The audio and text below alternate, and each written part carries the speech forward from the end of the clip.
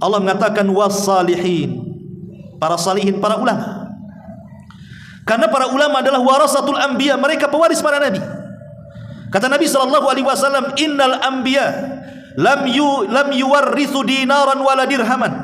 Sesungguhnya para nabi itu tidak pernah mewarisi dinar dan dirham. Walakin warasul ilma, mereka mewariskan ilmu, maksudnya mewarisi para ulama. Faman akhadahu akhada bihaddin wafirin.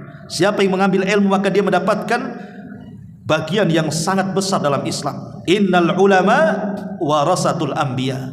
Ulama itu pewaris para nabi. Contoh para ulama, tentu para ulama yang berkompeten, yang rabbani, yang mumpuni ilmunya, yang memiliki akhlak dan adab, ya, betul-betul ulama. Karena ada orang-orang yang mengaku ulama, tidak ada ulama, rupanya dia bukan ulama. Tercermin dari akhlaknya, tercermin dari adabnya, tidak ada. Dia ngoceh soal agama tapi adab tidak ada.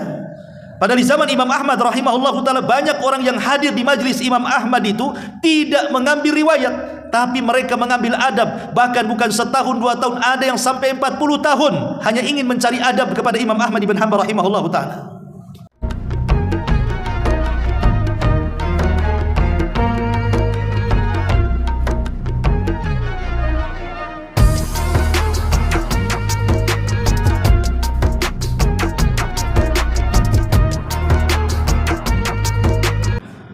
Bismillahirrahmanirrahim.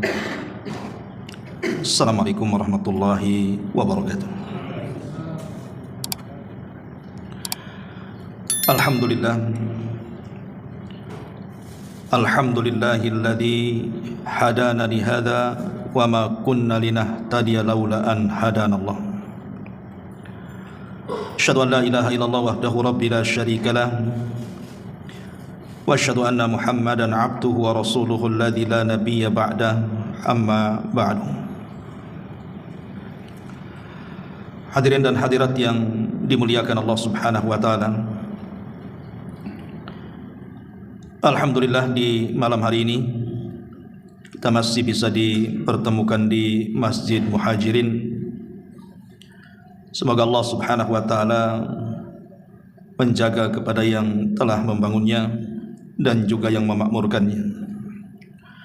Salawat dan juga salam kita hadiahkan kepada Rasul kita, qudwah kita dan Nabi kita semuanya, Nabi besar Muhammad sallallahu alaihi wa ala alihi wasallam. Malam ini kita akan membahas satu ayat dalam surah An-Nisa, tepatnya di ayat ke-69. A'udzubillahi minasyaitonir rajim. Bismillahirrahmanirrahim. Wa man yuti'illaha war rasulah fa ulaika ma'al ladzina an'ama Allahu 'alaihim minan nabiyyin was-siddiqin wasyuhada was-salihin wa hasuna ulaika rafiqa.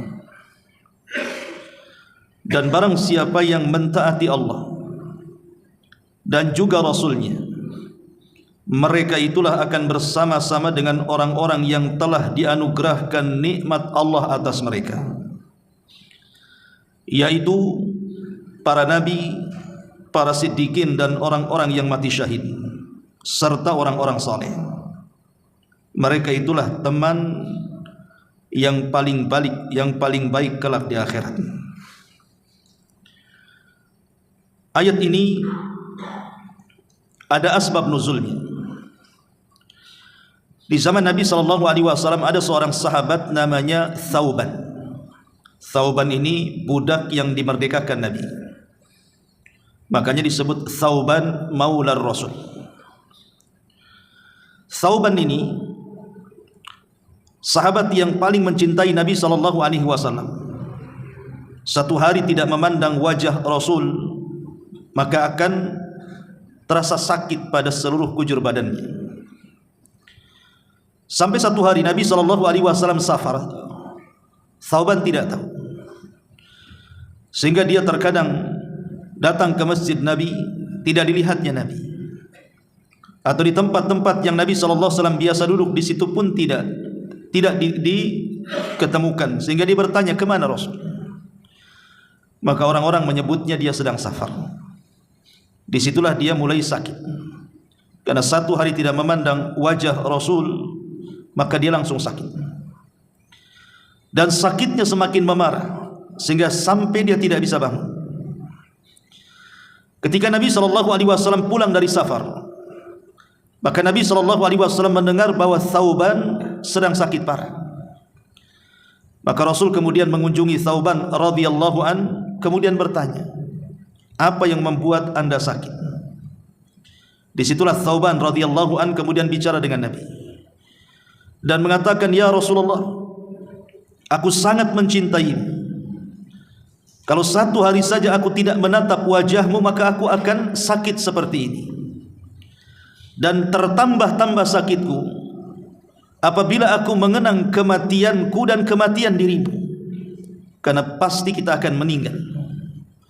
Dan aku tahu kalaupun Allah takdirkan aku masuk sorga, pasti sorgaku berada di bawah dan sorgamu pasti ada di atas, dan pasti saya tidak akan memandang wajahmu sekalipun masuk sorga. Dari sini kemudian Thauban terhenti dan Rasulullah SAW terdiam.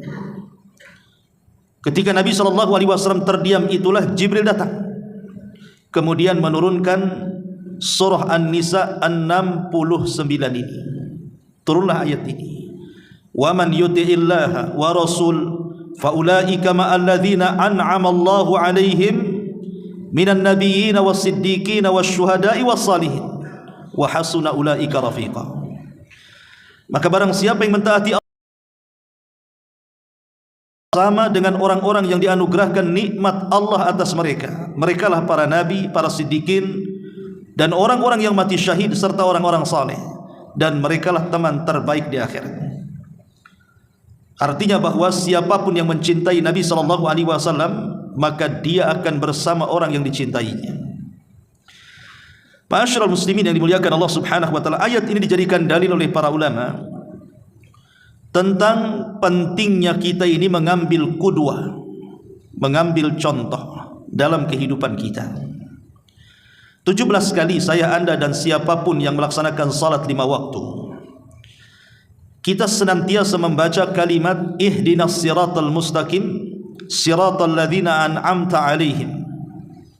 Minimal 17 kali kita membaca ayat ini. Itu kalau kita mencukupkan dengan salat wajib. Kalau kita tambah dengan salat-salat sunnah, mungkin lebih daripada 17 kali kita mengucapkan kalimat ihdinas siratal mustaqim siratal ladzina an'amta alaihim ghairil maghdubi alaihim waladhdallin. Apa maknanya ihdinas siratal mustaqim? Ihdinas siratal mustaqim artinya kita meminta kepada Allah hidayah. Ihdina, ya Allah, anugerahkan hidayahmu kepada kami untuk meniti jalanmu yang lurus. Siapa yang menempuh jalan yang lurus itu? Alladzina an'amta alaihim, orang-orang yang kau anugerahkan nikmat atas mereka. Siapa yang diberikan nikmat dan dianugerahkan nikmat atas mereka? Inilah dijelaskan dalam surah An-Nisa 69. Maksudnya orang-orang yang diberikan nikmat adalah para nabi, orang-orang siddiqin, para syuhada, dan orang-orang saleh. Jadi kita meminta dalam salat kita agar kita bisa mengikuti orang-orang ini, bisa mengikuti para nabi, bisa mengikuti para siddiqin, bisa mengikuti para syuhada, dan bisa mengikuti orang-orang saleh. Karena kelompok-kelompok inilah qudwatun hasanah, inilah contoh terbaik dalam kehidupan kita. Ma'asyiral muslimin yang dimuliakan Allah Subhanahu wa taala, dalam surah Allah Subhanahu wa taala berfirman, ulaikal ladzina hadallahu fabihudahu muqtadi. Mereka para nabi adalah orang-orang yang telah Allah berikan hidayah, maka dengan hidayah yang Allah telah berikan kepada mereka, kata Allah, fabihudahum iqtadi. Iqtadi itu artinya ikuti hidayah itu. Hidayah yang telah Allah anugerahkan kepada mereka para nabi, ikuti. Dan tentu Nabi sallallahu alaihi wasallam adalah nabi yang telah diutus kepada kita, maka ikutilah dia. Itulah contoh terbaik bagi kita. Allah Subhanahu wa taala berfirman, laqad kana lakum fi rasulillahi uswatun hasanah. Sungguh ada pada jati diri Rasul itu contoh yang baik bagi kita untuk kita ikuti. Bahkan tidak ada manusia yang lebih baik akhlaknya dibanding memuji akhlak Rasul dan tidak pernah memuji para nabi sebelumnya. Allah Subhanahu wa taala mengatakan, wa innaka la'ala khuluqin azim, dan engkau wahai Muhammad sungguh di atas akhlak yang paling agung. Artinya kalau kita ini ingin mencontoh manusia terbaik, contohlah para nabi, khususnya nabi kita, Nabi kita Muhammad sallallahu alaihi wasallam. Karena nabi kita ini telah mengumpulkan apa yang terpisah pada seluruh para nabi. Itu dikumpulkan pada jati diri Nabi sallallahu alaihi wasallam. Semua akhlak para nabi ada pada Nabi sallallahu alaihi wasallam. Karena akhlak Nabi sallallahu alaihi wasallam adalah Al-Qur'an. Sebagaimana Aisyah ummul mukminin radhiyallahu anha pernah ditanya tentang akhlaknya Rasul, maka Nabi sallallahu alaihi wasallam, maka Rasul Aisyah radhiyallahu anha menjelaskan, kana khuluquhul Quran. Akhlaknya Rasul adalah Al-Qur'an. Dan isi Al-Qur'an itu kisah-kisah para nabi. Seolah-olah kesabaran yang ada pada diri Ayub ada pada Nabi sallallahu alaihi wasallam. Seolah-olah kelembutan yang ada pada Harun alaihi salam ada pada Nabi sallallahu alaihi wasallam. Bahkan semua ujian yang pernah menimpa para nabi pernah diujikan kepada Nabi kita Muhammad sallallahu alaihi wasallam. Makanya pantaslah kalau Nabi sallallahu alaihi wasallam menjadikan contoh teladan bagi kita. Baik ketika kita mendapatkan musibah ataupun ketika mendapatkan nikmat, semua sudah pernah dirasakan Nabi kita Muhammad sallallahu alaihi wasallam. Makanya contohlah mereka, contohlah para nabi, khususnya Nabi kita Muhammad sallallahu alaihi wasallam. Dengan cara apa? Pelajari kisah-kisah mereka. Makanya Sufyan Ats-Tsauri rahimahullahu taala mengatakan bahwa kenapa Al-Qur'an itu sepertiganya bercerita tentang kisah-kisah, kisah umat-umat terdahulu. Karena kisah itu jundun min junudillah, kata dia. Kisah itu adalah tentara dari tentara-tentara Allah Subhanahu wa taala yang kita bisa gunakan. Apabila kita sedang tertimpa musibah, mengacalah kepada Ayub alaihi salam. Apabila kita disakiti oleh orang-orang terdekat kita, mengacalah kepada Nabi Yusuf alaihi salatu wassalam. Apabila kita ditimpa dengan kematian putra-putri kita, bahkan Nabi Ibrahim disuruh untuk menyembelih putranya. Sebutkan apapun masalah kita, pandanglah para nabi itu. Kalaupun tidak, maka pandanglah Rasul kita Muhammad sallallahu alaihi wasallam. Musibah apa saja, kalau kita memandang Nabi sallallahu alaihi wasallam, terasa ringan dan tidak akan terpikul dengan berat. Karena apa yang kita rasakan pernah dirasakan Nabi sallallahu alaihi wasallam. Kalau ada orang yang meninggal anaknya, semua anak-anak Rasul meninggal dan Rasul masih hidup, bahkan Rasul yang menguburkan mereka. Kalau kita ditimpa dengan kefakiran, Rasul pernah menjadi penggembala kambing dengan gaji upah yang sangat kecil, alal qararid. Kalau kita ditimpa musibah, entah diolok-olok, diejek, dibuli, difitnah, direndahkan, dilecehkan atau apalah namanya, maka Nabi SAW juga pernah dituduh tukang sihir, tukang tenun, perangkai syair, pemecah belah, macam-macam. Artinya bahwa semua musibah yang ada pada kita itu pernah dialami oleh Rasul. Bahkan yang dialami Rasul belum tentu kita alami. Makanya contohlah Nabi kita Muhammad sallallahu alaihi wasallam, fabi hudahum iqtadih, kata Allah. Hidayah yang Allah berikan kepada mereka, ikuti mereka. Itulah yang Allah Subhanahu wa taala katakan, faulaika ma'alladzina an'amallahu alaihim minan nabiyyin. Ini poin pertama. Kemudian poin yang kedua, atau kelompok yang kedua yang pantas kita jadikan contoh adalah as-siddiqin, para siddiqin. Siapa siddiqin ini? Siapa siddiqun ini? Ma'asyiral muslimin yang dimuliakan Allah Subhanahu wa taala, sebagian para ulama mengatakan seperti yang dikatakan oleh Asy-Syaikh As-Sa'di dalam tafsirnya Kalimur Rahman ketika memberikan makna as-siddiqun itu apa. Beliau mengatakan, humul ladzina kamula tasdiquhum bima ja'at bihi ar-rusul fa'alimul haqqa wa saddaquhu biyaqinihim wa bil qiyami bihi qaulan wa amalan wa halan wa da'watan ila Allah. Yang dimaksud siddiqun, kata As-Sa'di. As-Sa'di ini guru daripada Syekh Utsaimin rahimahullahu taala. Mereka adalah orang yang sempurna keyakinannya, pembenarannya, kejujurannya terhadap apa yang datang dengannya para rasul. Mereka mengetahui kebenaran dan membenarkan dengan keyakinannya. Kemudian mereka berusaha menegakkan kebenaran itu baik dengan ucapannya, dengan amalannya, dengan kondisinya, dan dakwahnya hanya untuk Allah Subhanahu wa taala. Atau dengan kata lain, mereka adalah orang-orang yang tidak pernah menggunakan akal mereka. Ketika di hadapan mereka ada kebenaran, maka mereka mengatakan sami'na wa ata'na. Itulah siddiqun. Dan ini diisyaratkan kepada siapa? Kepada para sahabat. Ala ra'sihim Abu Bakrin As-Siddiq radhiyallahu an. Tentu dari seluruh para sahabat yang paling utama adalah Abu Bakar.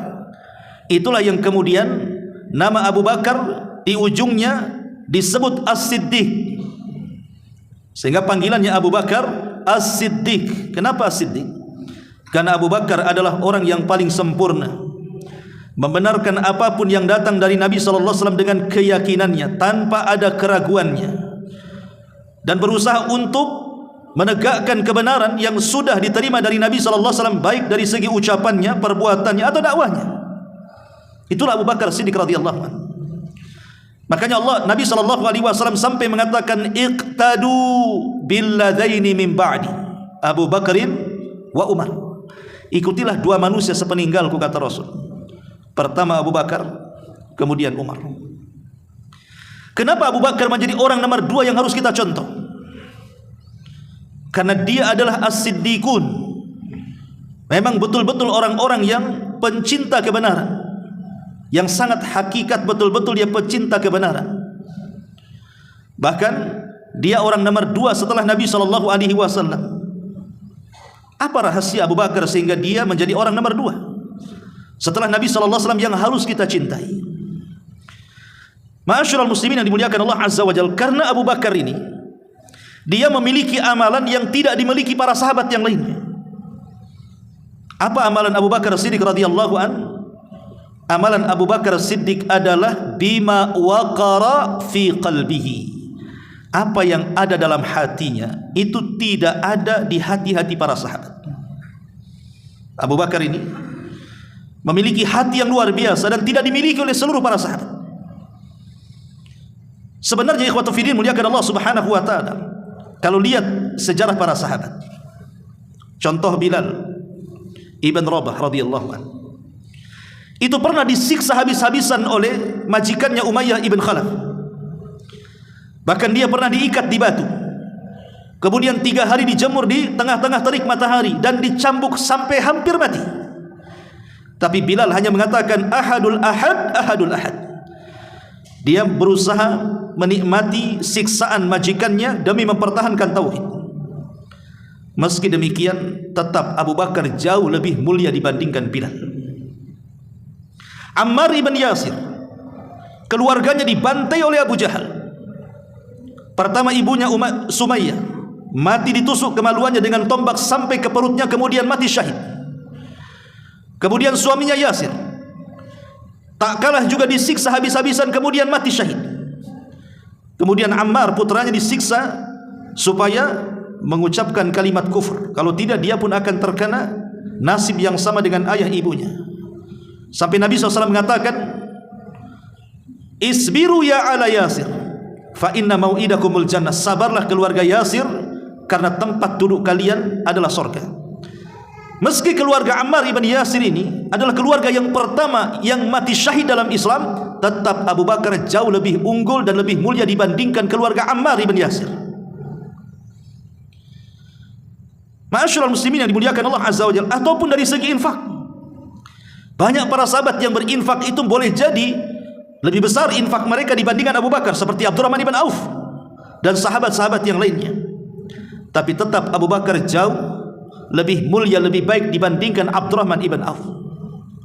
Bahkan sekiranya seluruh para sahabat dikumpulkan, kemudian dikumpulkan kebaikan mereka, ditimbang di sebuah neraca, dan imannya Abu Bakar Siddiq radhiyallahu anhu ditimbang di neraca satunya, maka iman Abu Bakar bisa menjangkau seluruh keimanan para sahabat, bahkan seluruh keimanan manusia selain Nabi SAW. Saking mulianya Abu Bakar itu.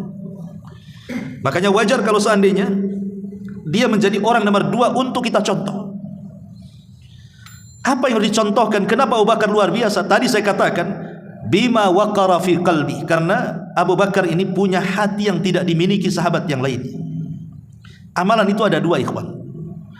Ada yang disebut dengan amal zahir, ada yang disebut dengan amal batin. Amal zahir itu ya seperti salat, dari mulai takbir sampai salam itu zahir, tampak. Zakat nampak hartanya, haji nampak manasiknya, baca Quran nampak suaranya, hadir di majelis taklim juga nampak suaranya. Itu namanya amal zahir, nampak ibadahnya.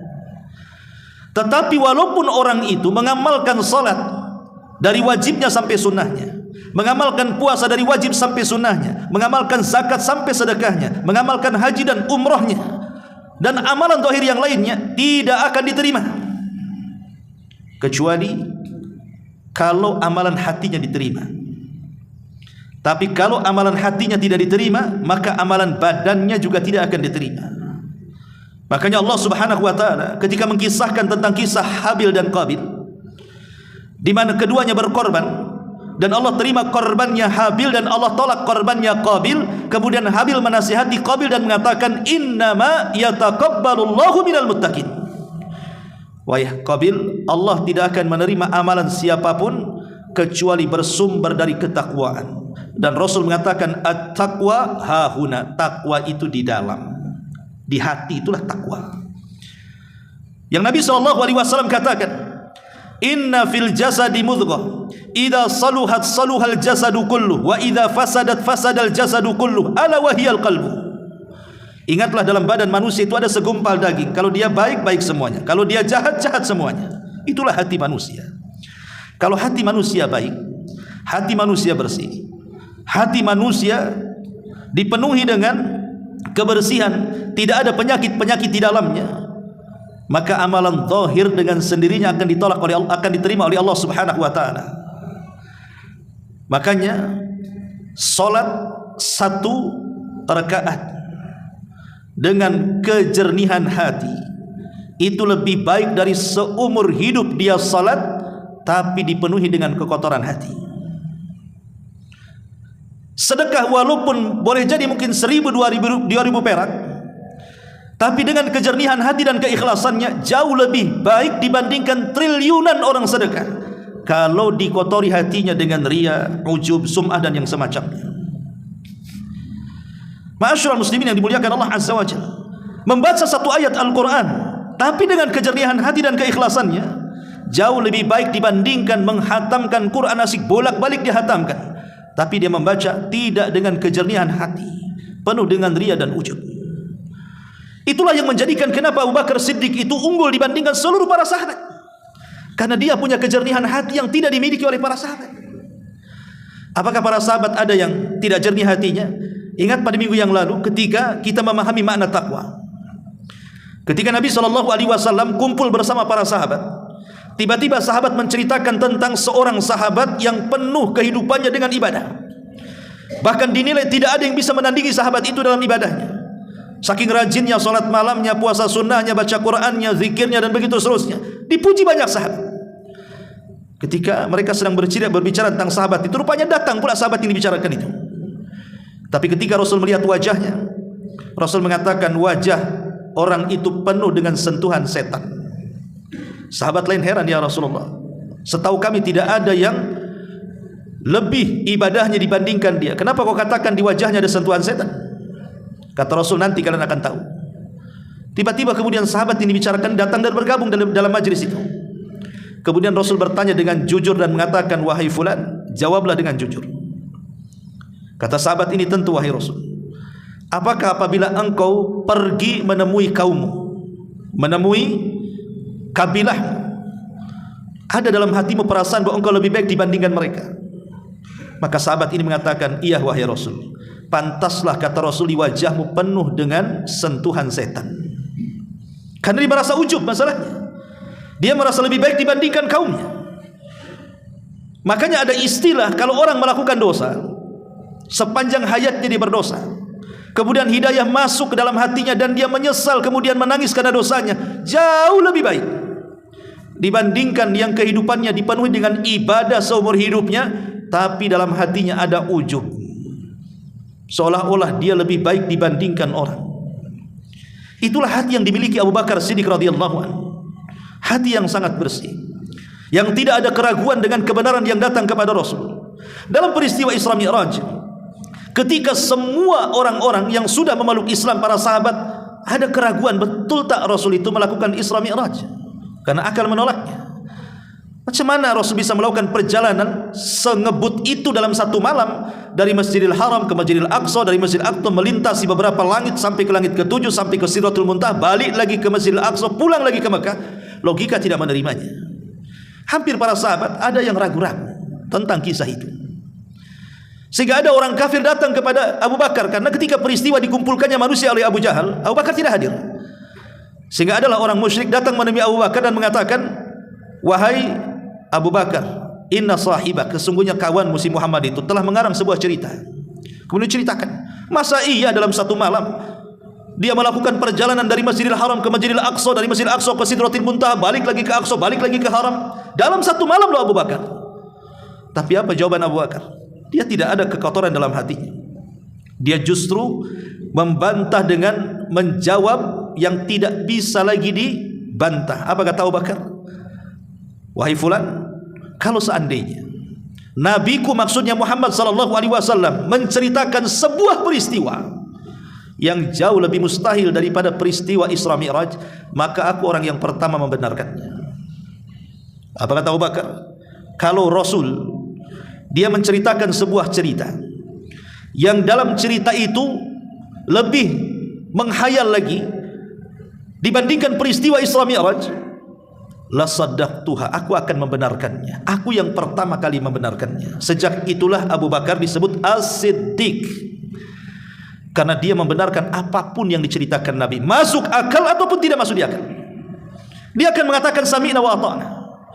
Di tengah-tengah para sahabat ada keraguan dengan Rasul, dia tidak ada keraguan setitik pun di hatinya. Makanya wajar kalau seandainya keunggulan Abu Bakar itu bukan dari segi sedekah, karena sedekah banyak yang lebih sedekah, lebih besar sedekahnya dibandingkan Abu Bakar. Bukan dari segi salat, karena banyak sahabat yang jauh lebih hebat salatnya. Bukan dari segi Al-Quran, bahkan lebih banyak lagi sahabat yang pakar-pakar Quran. Tapi kelebihan Abu Bakar itu bima waqara fi qalbi, karena dia punya hati yang jernih dan bersih yang tidak ada pada sahabat yang lainnya. Makanya sudah wajar manusia kedua yang wajib kita contoh dalam kehidupan kita adalah Abu Bakar Siddiq radhiyallahu anhu, kemudian Umar, kemudian sahabat yang lainnya.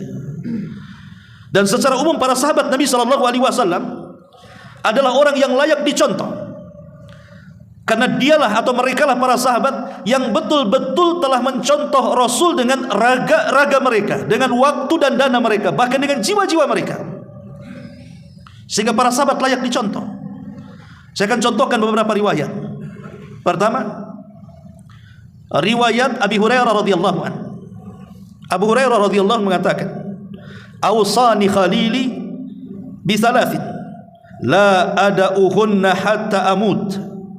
Saumu thalathati ayyami min kulli syahrin wa salatu duha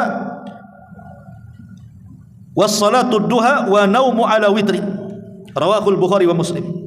Kata Abu Hurairah radhiyallahu anhu, Nabi SAW pernah berwasiat kepadaku dengan 3 wasiat. Pertama dengan puasa Ayyamul Bid, 3 hari dalam sebulan, 13, 14, 15. Kemudian yang kedua salat duha, dan yang ketiga salat witir sebelum tidur. Kata Abu Hurairah, la ada'uhunna hatta amut.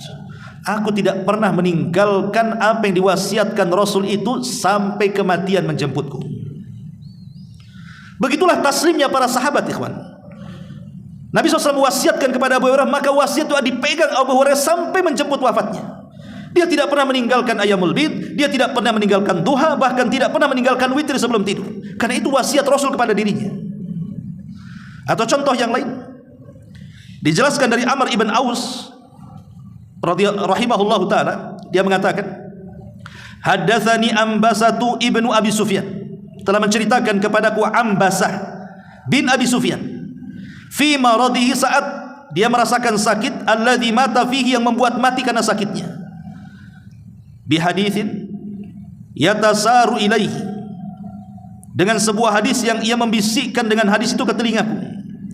Qala, dia mengatakan, sami'tu Umma Habibah, kata Ambasah berbisik kepada Amr ibn Aus, aku mendengar Ummu Habibah, istri Nabi Ummu Habibah itu.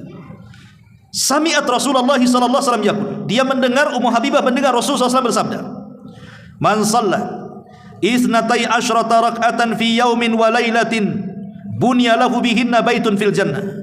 Barang siapa yang menjaga 2 rakaat salat, maksudnya rawatib, salat sunnah qabliyah dan ba'diyah. Barang siapa yang menjaga 12 rakaat rawatib, ba'diyah dan qabliyah, pada satu hari itu malam dan siangnya, maka akan dibangunkan padanya 1 istana di sorga. Qalat Ummu Habibah, maka Ummu Habibah berkata, fama taraktuhunna mundu sami'tuhunna min Rasulillahi sallallahu alaihi wasallam. Kata Ummu Habibah, ketika aku mendengar hadis ini dari Nabi sallallahu alaihi wasallam, demi Allah, aku tidak pernah meninggalkan 12 rakaat itu sejak aku mendengar dari Nabi. Seumur hidupku aku tidak pernah meninggalkannya. Kemudian kata Ambasah yang mendengar hadis itu dari Ummi Habibah, dia mengatakan, fama taraktuhunna mundu an sami'tuhunna min Ummi Habibah. Kata Ambasah, aku pun tidak pernah meninggalkan 12 rakaat itu sejak aku mendengar dari Ummi Habibah dari Nabi sallallahu alaihi wasallam.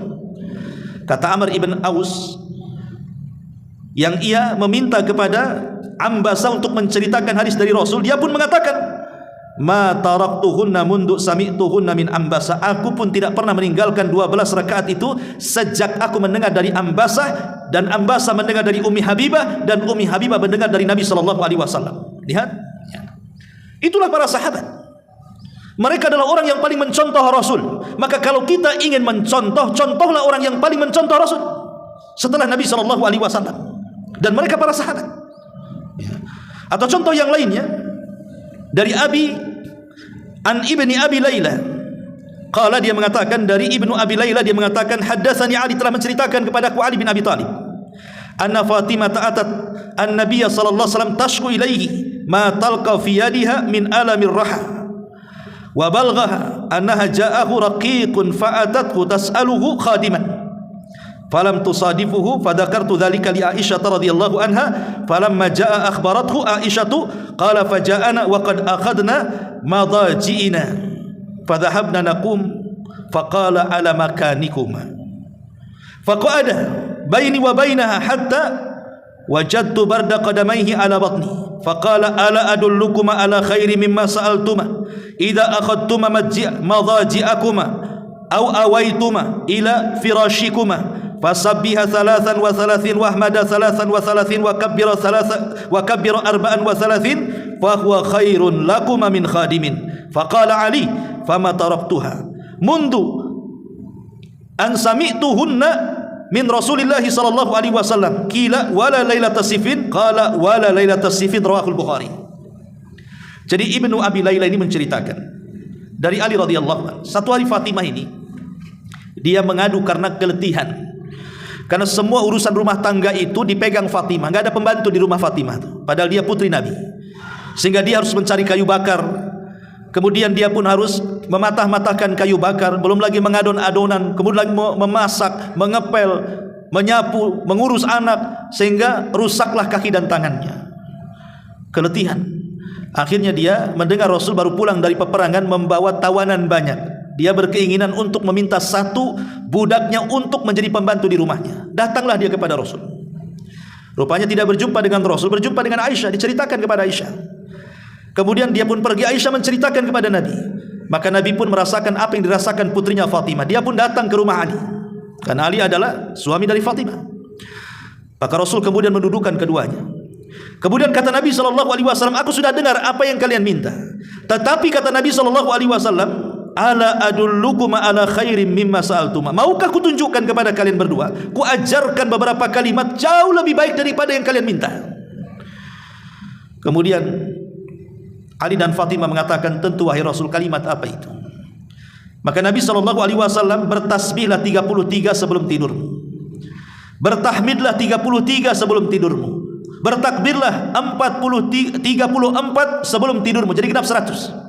Tasbih 30, tahmid 30, takbir 34. 33 dan 34. Kemudian kata Rasul, kalau engkau lakukan jauh lebih baik dibandingkan engkau memiliki pembantu. Maka akhirnya keduanya memilih kalimat itu yang dibaca sebelum tidur dan tidak lagi meminta pembantu, padahal mereka berhajat kepada pembantu. Kata Ali radhiyallahu anhu, setelah wafatnya Rasul, wafatnya Abu Bakar, wafatnya Umar, wafatnya Utsman, kemudian terjadi perang Siffin, dia mengatakan, demi Allah, walaupun di tengah-tengah peperangan Siffin, aku tidak pernah meninggalkan 3 kalimat itu sejak aku mendengar dari Nabi SAW. Lihat bagaimana istiqomah para sahabat di dalam menjalankan sunnah Rasul. Mereka tidak pernah meninggalkan apapun yang menjadi tanggung jawab bagi mereka dari wejangan-wejangan Nabi SAW kepada mereka. Sehingga wajar kalau para sahabat itu adalah manusia kedua setelah Nabi SAW, kelompok yang patut kita contoh. Mereka lah qudwatun hasanah setelah Rasulullah. Itulah yang disebut para siddiqin. Dan mereka juga para syuhada. Mereka para syuhada. Umar bin Khattab radhiyallahu anhu mati syahid ketika mengimami salat subuh.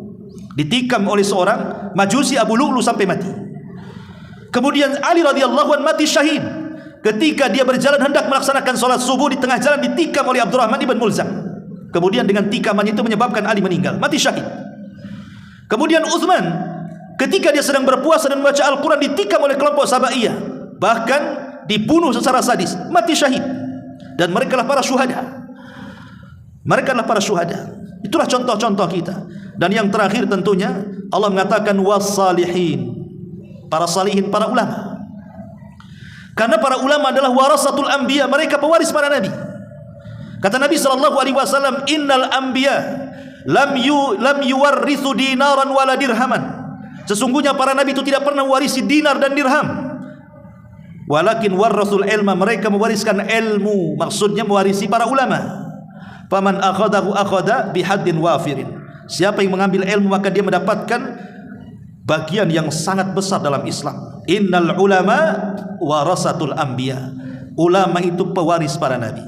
Contoh para ulama, tentu para ulama yang berkompeten, yang rabbani, yang mumpuni ilmunya, yang memiliki akhlak dan adab, ya, betul-betul ulama. Karena ada orang-orang yang mengaku ulama, tidak ada ulama, rupanya dia bukan ulama. Tercermin dari akhlaknya, tercermin dari adabnya tidak ada. Dia ngoceh soal agama tapi adab tidak ada. Padahal di zaman Imam Ahmad rahimahullahu ta'ala, banyak orang yang hadir di majlis Imam Ahmad itu tidak mengambil riwayat, tapi mereka mengambil adab. Bahkan bukan setahun 2 tahun, ada yang sampai 40 tahun hanya ingin mencari adab kepada Imam Ahmad ibn Hanbal rahimahullahu ta'ala. Karena ilmu ini harus melahirkan adab. Kalau tidak ada adab, percuma ilmu itu. Ma'asyiral muslimin yang dimuliakan Allah subhanahu wa ta'ala. Karena para ulama juga, mereka berusaha meniru para sahabat. Dijelaskan Imam Ibnul Qayyim rahimahullahu ta'ala ketika memuji gurunya Ibnu Taimiyah, ketika meriwayatkan mendengar hadis Nabi SAW dari Abi Umamah radhiyallahu an, Nabi mengatakan, man qara'a ayatal kursi dubura kulli salatin maktubatin lam yamna'ku min dukhulil jannah illa an yamut.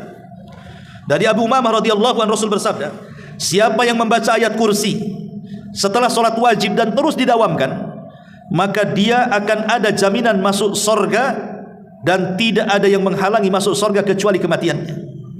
Kata Imam Ibnul Qayyim dalam kitabnya Zadul Ma'ad, wa balagani an syaikhina, telah sampai kepadaku dari guru aku, maksudnya Abil Abbas Ibn Taimiyah. Dia mengatakan qaddasallahu ruha annahu qala ma taraktuha aqiba kulli salatin. Kata Ibnu Taimiyah, Abul Abbas, dia mengatakan ketika dia membaca hadis ini, aku tidak pernah meninggalkan membaca ayat kursi setelah salat. Begitulah para ulama. Kalau itu tahu sunnah Nabi SAW, mereka tidak akan meninggalkan walaupun itu sunnah. Bahkan sekali Al-Imam Ibnu Utsaimin ketika dia menjelaskan dalam Syarah Bulughul Maram, ketika dia mengatakan bahwa mandi Jumat itu wajib, dia mengatakan as-sawabu indi, yang betul menurut pendapatku, kata Imam Ibnu Utsaimin, anna ghuslal jum'ati wajibun, bahwa mandi Jumat itu wajib, ala kulli insanin, atas setiap manusia, ma taraktuhu mundu alimtu bihadzal hadis. Aku tidak pernah meninggalkan mandi Jumat sejak aku tahu hadis ini. Begitu para ulama. Mereka tidak akan meninggalkan apapun dari sunnah Nabi sallallahu alaihi wasallam, dan mereka berusaha untuk mengamalkannya. Sehingga wajar para ulama rabbani, para ulama salaf, mereka adalah qudwah terbaik dalam kehidupan kita. Maka kalau ingin mencontoh, contohlah mereka, Rasul sallallahu alaihi wasallam, kemudian para sahabat, kemudian para ulama, para tabi'in, para tabi'ut tabi'in, dan manusia-manusia yang berusaha untuk kembali kepada pemahaman mereka. Wallahu a'lam bishawab. Inilah pembahasan di malam hari ini, mudah-mudahan ada manfaatnya. Subhanakallah bihamdika, asyhadu an la ilaha illa anta, astaghfiruka wa atubu ilaik. Allahu ta'ala alam. Assalamualaikum warahmatullahi wabarakatuh.